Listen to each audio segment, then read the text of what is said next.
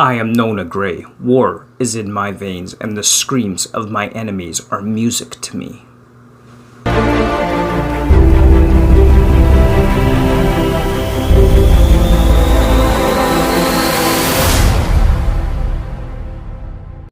Good day, good day, good day. Welcome to another episode of Drew's Book Reviews. Today we are reviewing the Viewer's Choice Book Review from my TBR from the month of August.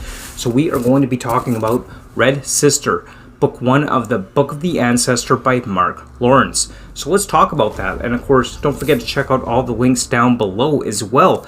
So you can join me over on my Discord and my Bookstagram, and you know the routine, like, comment, subscribe, all that good stuff. So let's talk about this. Red Sister by Mark Lawrence. So this series is a trilogy made up of Red Sister, Grey Sister, and Holy Sister, set in this really unique world, and basically the whole setting behind this, and our main character being Nona Gray. She is basically a warrior nun, so the whole setting of this is a school setting for at least the first book in this series. We'll see about the other books as we go along. I haven't gotten to them yet, but it's basically this warrior nuns school setting where children, or girls specifically, are basically trained for battle, trained for war, and trained to be assassins. And Nona Gray is one of these girls that has been recruited into this school. So I found that this book definitely has that dark setting, which some may describe as grim dark. This is a terrible world where children are sold into slavery, and they're bought and sold, and even children are sent to the gallows and to be hung for crimes. Nona Gray being one of those.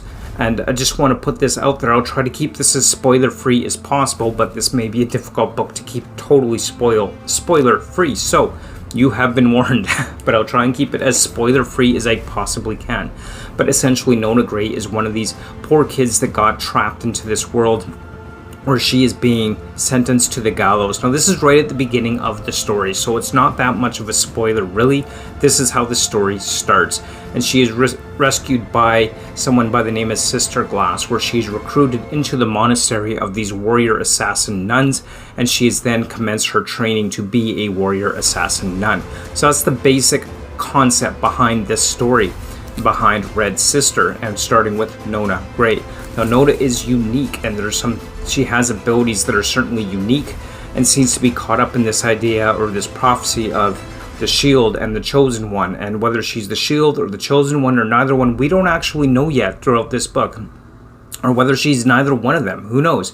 But this setting of this book I found to be really interesting in terms of the setting and place and this world. It's actually quite a unique world that I really enjoyed about this. This world is basically a frozen ice ball, with the exception of this very thin corridor that wraps around the entire planet.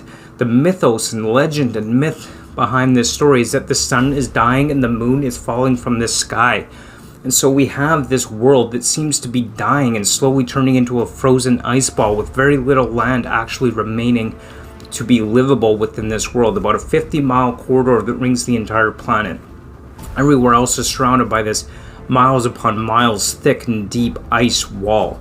And there are those who are basically considered heretics, or, just not good people in general, and they live out on the ice. Pagans, so to speak.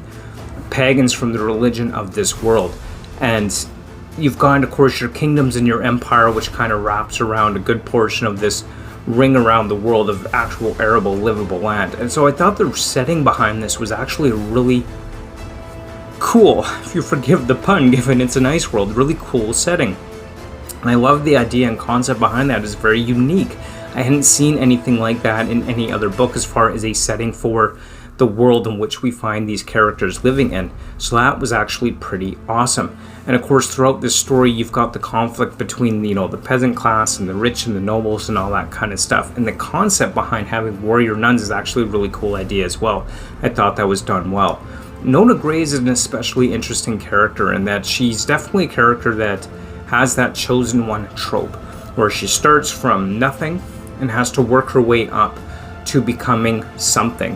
And due to the hardship she has had in her life, she definitely has that motivation to do something worthwhile and to become something more than what her circumstances absolutely would normally allow her to become. And I really like that aspect of the book. as far as the characterization. I mean, I love the whole chosen one trope, the nothing to something great. I love that idea behind it. There's definitely some magic within this book as well. In terms of the book series, I would definitely describe it more as a soft magic system, as there doesn't seem to be any hardcore, steadfast rules surrounding the governing of the magic. But definitely that's not necessarily a bad thing, depending on the type of story we have. And while I definitely like the hard magic system over the soft magic system, soft magic systems can still work very well in the right story. And I felt that the magic within this story certainly did work well for the story as a whole. With regard to the actual type of book, the whole school setting, I mean, it's okay. I'm not a huge fan of the school setting for the stories itself. So that aspect of it definitely is not going to rank top tier as far as a must recommend. But if you like that kind of school setting in a story, this definitely has that, especially if you like that, that warrior training type scenario with the whole school setting and kids especially. Now there's one character here that at this point I'm still questioning her motives, and that would be Sister Glass of the monastery. We don't know what's going on with her or why she is doing the things she's doing. Definitely, sometimes I'm thinking, I think she's got good motives. I think she's got the right choice here, and I think she's trying to do the right thing. But then I wonder, is she really trying to do the right thing, or does she have her own selfish motives attached to what it is she's trying to do? And I just don't know. And that's kind of a fun aspect of it, and that's kind of the point that I really enjoyed with this type of story as well, is that I'm really not sure where the motives of some of these characters lie.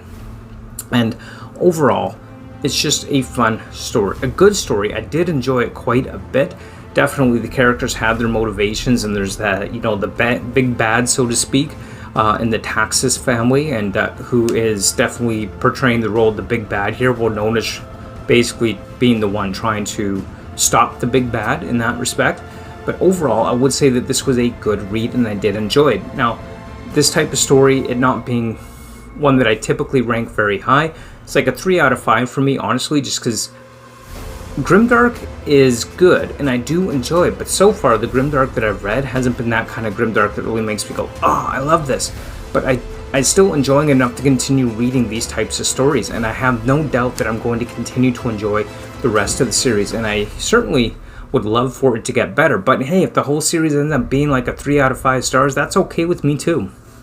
Overall, it's still an enjoyable story, and like I've always said, 3 out of 5 stars is not a bad rating. It's still good. It's still enjoyable, and it's still a book that I recommend for people that like this particular type of book overall. And it is a rating that says, hey, I will continue with this. So there you have it. There are my thoughts on Red Sister by Mark Lawrence. It's definitely a good read, enjoyable read, fantastic setting. I love the world that's been created here. I love the concept of the world. It's very unique in that I haven't read a story based in a world like the one we find here in Red Sister. Nona Gray is she is powerful. I love that about her, and I'm cheering for her all the way. I want her to win in the end. So we'll see what happens throughout the other books in the series. So those are my thoughts there on Red Sister by Mark Lawrence. This is the viewer's choice book review for this month. So thank you so much for watching. Let me know down in the comments below, what did you think of Red Sister? Have you read the book? And do you want to read the book? Let me know what you think down below. I'd love to hear from you. Also, don't forget to join me on my Discord. You can check out everything there and hang out with us on Discord, and of course follow me on Bookstagram as well, and I will have all that linked below. Thank you so much for watching, and as always, until next time, keep on reading. Bye.